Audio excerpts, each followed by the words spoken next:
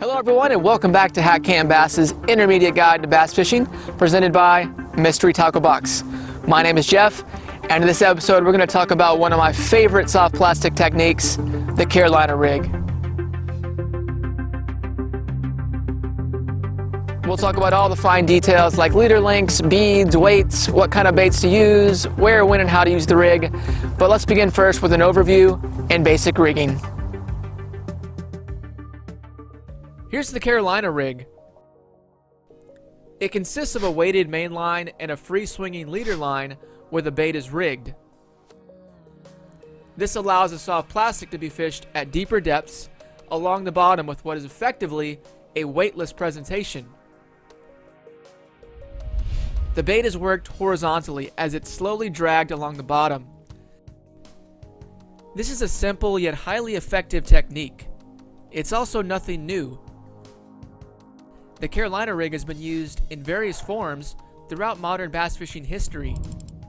Bill Dance used it to place second in the 1973 Bassmaster Classic. But the rig didn't catch on until 1985 when Jack Chancellor used it to win that year's Classic. 8 pounds, 8 ounces. He is the winner of the 1985 Bassmaster Classic. From there, the Carolina rig exploded in popularity in the late 1980s. The ingredients are pretty basic. You need a weight, a swivel to connect the main line to the leader, a hook, a bait of course, and typically a bead. While the majority of these Bassmasters Classic anglers are fishing shallow, there is one who is not. Jack Chancellor. He rigs his short 4-inch plastic worm by first sliding on a 1-ounce weight to 20-pound line, then a bead, and then tying the line to a barrel swivel. Chancellor then ties a 4-foot leader line and the double hook-rigged worm to the other end of the swivel. The rig has evolved since 1985 when it first burst onto the scene, but how we go about setting up the rig is pretty much exactly the same. Begin by sliding your weight down the main line. Any style weight will do, and typically you'll be looking to use anywhere from a 1/2 ounce to 1 full ounce of weight. Next, slide your bead down the main line and then tie your swivel at the end. On the other end of the swivel, tie your leader line, which is typically between 12 and 36 inches. At the end of the leader, tie the appropriate hook, and then rig your soft plastic. So that's the basics. Now let's move on to some of the fine details. Let's start with the weight, which accounts for 2 of the most important benefits of this technique. Because of the amount of weight being dragged along the bottom, more than anything, the Carolina rig is an excellent tool to probe bottom structure. It's also responsible for the noise generation that attracts fish. We'll touch more on both of these things later. As for what kind and how much weight you should use, the most important thing is making sure you have enough weight to get your bait to the bottom quickly and to keep it there. A 1/2 ounce is usually considered the minimum amount needed, but at deeper depths, something closer to a full ounce or even more will work better. Unless you're afraid of spooking finicky bass or you need to be more snag proof, always err on the side of using more weight. Any style weight will get the job done, but remember, you'll be contacting all sorts of debris and cover along the bottom, so choose a style that you feel will be the least likely to snag. Smaller, more streamlined weights, for example, will get hung less than bulkier and heavier ones when fishing around cover. And what about lead versus tungsten? It's hard to argue against using tungsten if you're willing to pay the price. Like any other rig, the higher density of tungsten will give you a more streamlined presentation. Also, the harder compound is better at generating noise to attract fish, and it produces better vibrations, which gives you better feel. Another quick tip, try the 2-weight setup. 2 weights sliding up and down the main line are going to cause much more noise, which is great at attracting fish. Next up, let's talk about the leader, which is one aspect of the Carolina rig that will require some experimenting. For length, we can generalize that longer leaders are typically better in clear water or for more finicky bass. In stained water or for more aggressive fish, a shorter leader might be better. Longer leaders are less threatening and more natural to fish, but disadvantages include getting hung more easily, and casting and detecting bites becomes a little more challenging. Conversely, shorter leaders help with hookup ratios and snag less, but are much more threatening to a fish. And what about type of line and size? Leader lines are typically smaller in diameter than the main line. Since the leader is where our bait is attached and the portion that fish will likely be focused on, we want our leader line to be as finesse as possible. Monofilament is sometimes used as a leader, but keep in mind that the bait in most Carolina rig presentations will not float off the bottom. So fluorocarbon leader lines make much more sense. The low stretch quality of fluoro will give you better feel of the bottom and will also be better at taking in slack, which helps improve hook sets. Plus, it's relatively invisible. For the main line, using braid can work, but sometimes the no stretch quality of braid can be too impactful on the knot, which can lead to break-offs at the swivel. Once again, fluoro makes the most sense here for some of the same reasons we've already mentioned. So our recommendation in this guide is a 15 to 20 pound fluorocarbon mainline and a 12 to 15 pound fluorocarbon leader, depending on application and conditions. One of the advantages of the Carolina rig is practically any type of soft plastic will catch fish. Lizards and worms are classic choices. Creature baits like brush hogs or a fluke style bait are also common, but your choices are pretty endless. Like anything, experiment with size and color depending on conditions. Last up, what kind of bead should you choose? Keep in mind that the bead simply protects the integrity of the knot from the sliding weight on the main line. So you really don't need to spend top dollar on any kind of specialized bead that you might find at a tackle shop. These are usually overpriced, and the better option is to buy the beads in bulk from any craft store. The more you use the Carolina rig, the quicker you're going to figure out that a lot of the fine details just come down to personal preference.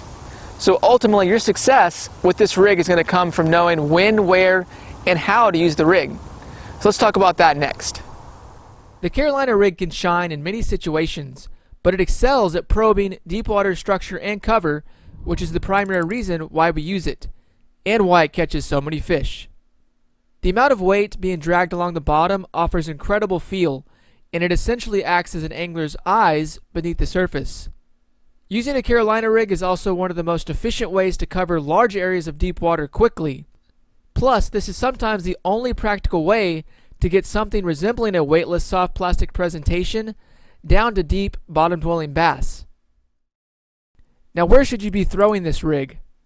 Because of the amount of weight and its overall bulkiness, the Carolina rig is mainly for deep, open water fishing, so you should be targeting many of the structural areas we talked about in our seasonal guide, like points, creek channels, flats, humps, and drop-offs.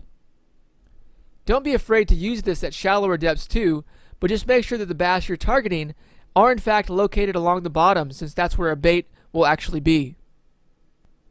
And how about when to throw this rig? This is, for various reasons, more of a warm water technique. It really shines when fish have retreated to deeper, cooler waters in the summer. The Carolina rig can also work other times of the year as well, like certain points in the spring when bass are in less active phases. For example, during a cold front in the pre-spawn, or during the post-spawn when most bass are in recovery mode. You should also consider the rig when bass begin to migrate along points in the early fall. Let's move on to how to use the Carolina rig. You should always think of the Carolina rig as a finesse presentation, but the setup itself is actually quite bulky. So we want to make sure that our equipment is correct. We want to be using longer rods. This is a 7-foot rod, but something closer to a 7-foot 3-inch rod might actually work better for you. Those longer rods are going to help us deal with these long leaders. It's going to help us make better casts, and also it's going to help, perhaps most importantly, make really good hook sets.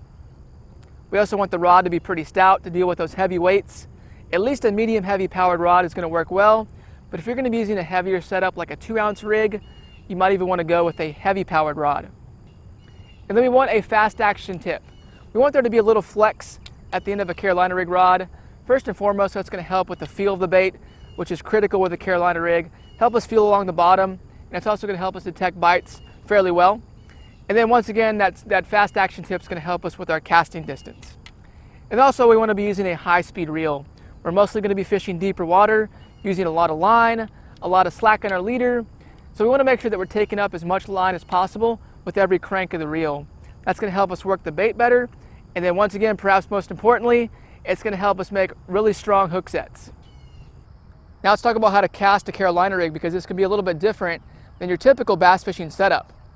In a typical setup, we're going to be using kind of a quick whiplash motion, using a lot of wrist and elbow action to make our cast, but we really can't do that with a Carolina rig because we're having to deal with some extra weight and this long leader. Now I have a pretty long leader set up here. This is close to a 3-foot leader. I kind of wanted to exaggerate it for effect. So with the Carolina rig, instead of that whiplashing action, you're going to be using off to the side a very slow, steady pendulum motion to sort of fling the bait upward and outward. Much different than your normal cast. First off, you need to have your weight just a few inches off the tip. We want a slow, steady take back.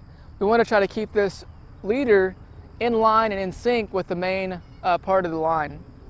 So a slow, steady take back off to the side. And as we come forward, we're going to accelerate slowly and kind of fling the bait up and out.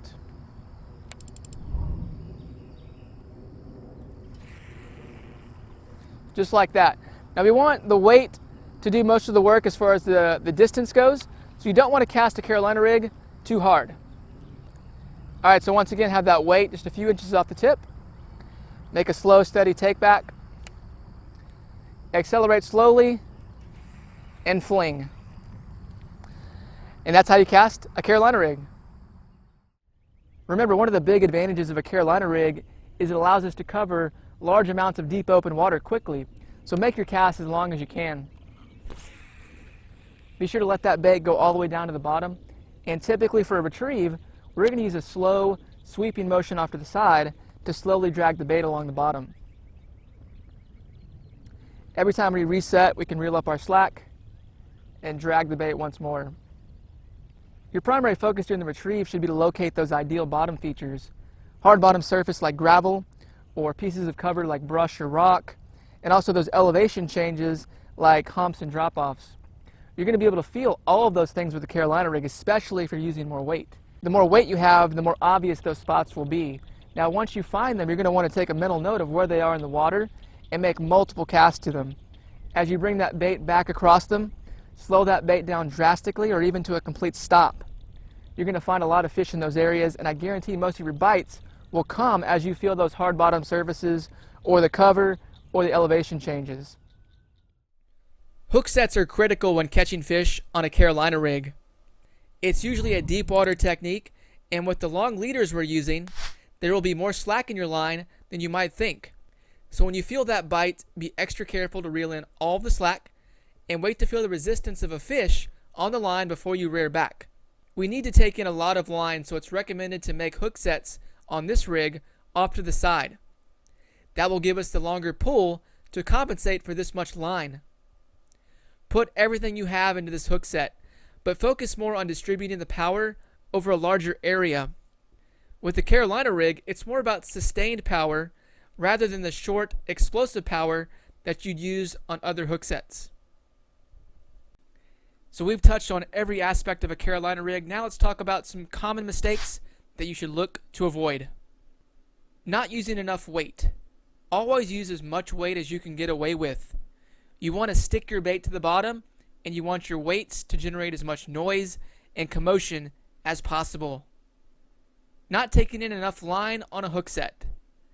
Make a conscious effort to reel in all slack, and just when you think you're setting the hook as hard as you can, put even more muscle into it. You will waste a lot of bites on this rig if the hook set isn't right. Not rechecking, not integrity. When used right, this rig will be bumping and grinding into all sorts of things. The knots will take a beating. And remember, there are 3 different knots to this rig, so check all of them regularly. Retrieving too quickly. Especially when you find those key bottom features, slow the bait down. These are the spots we want to pick apart thoroughly, so don't speed through them.